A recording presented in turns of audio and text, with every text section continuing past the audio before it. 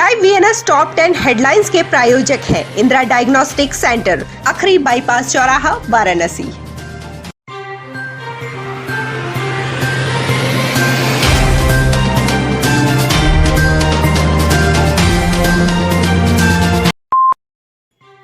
वाराणसी में शुक्रवार को भी कोई कोरोना पॉजिटिव मरीज नहीं मिला है। बीते 24 घंटे में किसी कोरोना मरीज की मौत नहीं हुई है। वहीं शुक्रवार को न तो होम आइसोलेशन से और न ही कोविड हॉस्पिटल से किसी भी मरीज को छुट्टी मिली है। वाराणसी में अब तक 82,381 कोरोना पॉजिटिव मरीज मिल चुके हैं। इनमें से 81,597 लोग स्वस्थ हो चुके हैं, जबकि एक्टिव केसों की संख्या 11 है। काशी की हृदय स्थली गोदौलिया चौराहे पर बीते 10 दिनों से पानी बह रहा है। बाहर से आने वाले ग्राहकों, यात्रियों, पर्यटकों व दर्शनार्थियों और स्थानीय व्यापारियों को इससे काफी कठिनाइयों का सामना करना पड़ रहा है। इससे नाराज होकर दशाश्वमेध के व्यापारियों ने शुक्रवार को धरना प्रदर्शन किया। दशाश्वमेध व्यापार मंडल के संरक्षक अशोक जायसवाल ने आरोप लगाया है कि स्मार्ट सिटी के तहत किए जा रहे काम में घोर लापरवाही बरती जा रही है। इसका खामियाजा लगभग 400 दुकानदारों, कर्मचारियों, क्षेत्रीय जनता के साथ पर्यटकों को भी उठाना पड़ रहा है। इन 2 वर्षों में जाके ये निर्माण कार्य हुआ है और आज बहुत चर्चा है शहर में कि दशाश्वमेध गोदौलिया बहुत सुंदर हो गया है। देखने में तो सुंदर है, मगर सच्चाई आप देख रहे हैं कि अभी स्मार्ट सिटी में ये परियोजना चालू हुई और चालू होने के 1-2 महीने के अंदर ही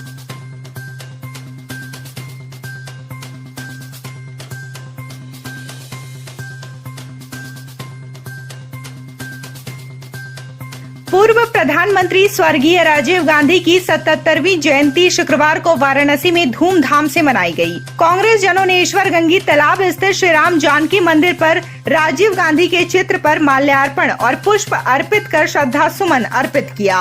पूर्व पीएम राजीव गांधी की जयंती पर कांग्रेस जनों ने प्रभात फेरी निकाली, साथ ही स्वच्छता अभियान भी चलाया।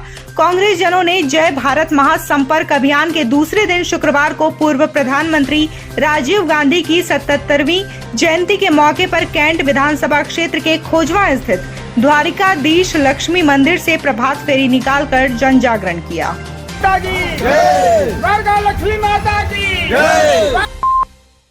गंगा पार रेती में लगभग 11 करोड़ की लागत से ड्रेजिंग कर बनाया जा रहा 5 किलोमीटर लंबा नहर बाढ़ की भेंट चढ़ गया है। हालांकि जिलाधिकारी कौशल राज शर्मा ने बताया कि इसमें नुकसान नहीं हुआ है, क्योंकि इस प्रोजेक्ट में अभी तक पेमेंट नहीं हुआ था। इस वजह से प्रोजेक्ट विभाग को हस्तांतरित नहीं हुआ था। डीएम ने बताया कि बाढ़ की वजह से कई प्रोजेक्ट जलमग्न हुए हैं, जिसमें Varuna corridor, Ramnagar dry port जैसे प्रोजेक्ट्स प्रभावित हुए, जो पानी घटने के बाद ही पता चल सकेगा कि उनकी स्थिति क्या है। वहीं ड्रेजिंग कार्य में मिट्टी को निकाल और उसे बेचकर सरकार को 3 करोड़ का रेवेन्यू प्राप्त हुआ है। या अन्य घाटों के जो प्रोजेक्ट हैं काफ़ी सबमर्ज हुए। जब पानी उतरेगा तो उसकी असली स्थिति का पता लगेगा। उसमें ड्रेजिंग के माध्यम से ऑलरेडी सरकार को 3 करोड़ की रेवेन्यू प्राप्त हो चुकी है, जो उसकी मिट्टी को नीलाम करके हुई थी। जो प्रोजेक्ट का हमारा कॉन्ट्रैक्टर है, उसकी अभी कॉन्ट्रैक्टर लायबिलिटी में ही ये प्रोजेक्ट है। जैसे ही गंगा का पानी उतरेगा तो यथावत जितनी भी उसमें मिट्टी जमा हो गई होगी उसको निकाल के दोबारा उसको ड्रेजिंग के शेप में लाया जाएगा और प्रोजेक्ट पूरा होने के बाद ही पेमेंट्स होंगे और बाद ही इसका हस्तांतरण किया जाएगा। वर्ल्ड बैंक की मदद से नए सिरे से संवरेगा भगवान बुद्ध की प्रथम उपदेश स्थली सारनाथ। 2 महीने में शुरू होगा काम। विश्व बैंक के 72 करोड़ रुपए की मदद से सारनाथ में देश और दुनिया भर से आने वाले सैलानियों के लिए अंतर्राष्ट्रीय मानकों के आधार पर सुविधाएं विकसित की जाएंगी। शुक्रवार की दोपहर नगर निगम वाराणसी, पर्यटन विभाग और बिजली विभाग के अधिकारियों ने सारनाथ क्षेत्र का भ्रमण किया। अफसरों ने तय किया है कि आगामी 2 माह में सारनाथ को संवारने का काम शुरू कर दिसंबर 2022 में खत्म कर दिया जाएगा। नगर आयुक्त प्रणय सिंह ने शुक्रवार को सारनाथ में होने वाले विकास कार्य की राह में आड़े आ रही समस्याओं का जायजा लिया।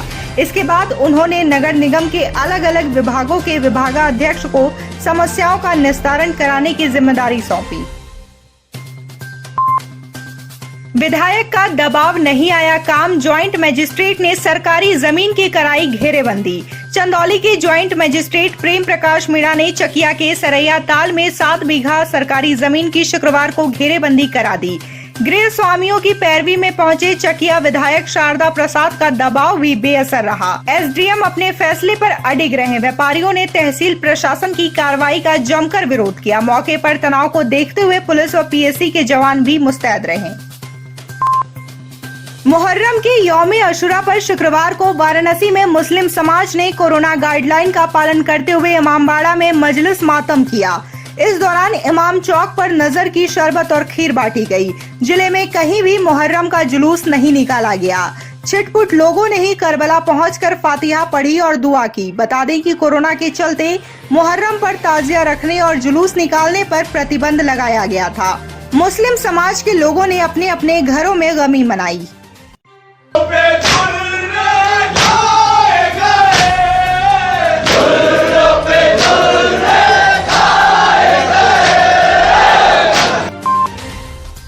करखियाओं में बिना मुआवजा दिए जमीन अधिग्रहण का किसानों ने किया विरोध। डीएम से मुलाकात के लिए पहुंचे कैंप कार्यालय। भारतीय किसान यूनियन लोक शक्ति के तत्वाधान में मुख्यालय पहुंचे किसानों के एक प्रतिनिधि मंडल ने जमीन अधिग्रहण के बाद अभी तक मुआवजा न दिए जाने के खिलाफ अपनी आवाज मुखर की। जिला अध्यक्ष धनंजय सिंह ने बताया कि करखियाओं में किसानों की जमीन अधिग्रहित कर ली गई है, लेकिन बगैर मुआवजा दिए उस पर फैक्ट्री बनाने का काम शुरू हो गया है, जबकि न्यायालय ने कहा है कि किसानों को पहले जमीन का मुआवजा दिया जाए।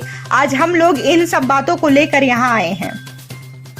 सुप्रीम कोर्ट के आदेश के बाद भी हाई कोर्ट में मुकदमा चल रहा है। इसके बाद भी सुप्रीम कोर्ट ने जो आदेश किया है, उस आदेश के बाद भी जबकि आदेश किया है सुप्रीम कोर्ट ने किसानों का पैसा उनके खाते में दिया जाए, और किसान चाहते हैं कि मेरा पैसा मेरे खाते में दिया जाए, लेकिन डिस्ट्रिक्ट मजिस्ट्रेट महोदय जा करके वहाँ जमीन पे अमूल प्लांट बैठाने के लिए उन्होंने वहाँ पे किसानों को धमकी दे डाली कि पहले हम प्लांट बैठाएंगे, हम जमीन पे सीमांकन करेंगे, इसके बाद हम आपका पैसा देंगे। जबकि किसान चाहते हैं कि हमारा पैसा पहले खाते में आ जाए, इसके बाद आप जाकर के प्लांट को बैठावें, हमें कोई विरोध नहीं है। छावनी क्षेत्र स्थित 39 गोरखा ट्रेनिंग सेंटर में शुक्रवार को 64 रंगरूट भारतीय सेना का अभिन्न हिस्सा बने। इस दौरान रंगरूटों ने पवित्र ग्रंथ गीता पर हाथ रखकर भारतीय संविधान में आस्था रखने, देशभक्ति और भारतीय सेना में कर्तव्य निष्ठा से सेवा करने का संकल्प लिया। परेड के बाद गोरखा जवानों को उनका परंपरागत हथियार खुरखी भेंट किया गया। रंगरूटों के परेड की सलामी ट्रेनिंग सेंटर के commanding officer brigadier Hukum Singh Bainsla ने ली। भारतीय सेना का हिस्सा बने रंगरूटों ने पासिंग आउट परेड से पहले 39 जीटीसी में 42 हफ्ते का कठिन प्रशिक्षण लिया।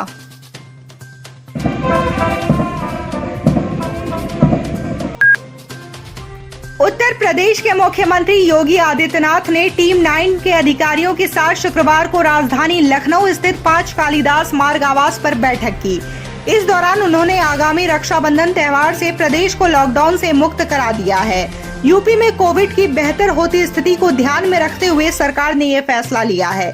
सरकार की ओर से बताया गया है कि प्रदेश में कोविड की बेहतर होती स्थिति को ध्यान में रखते हुए रविवार की प्रदेश व्यापी साप्ताहिक बंदी की व्यवस्था को समाप्त किया जा सकता है।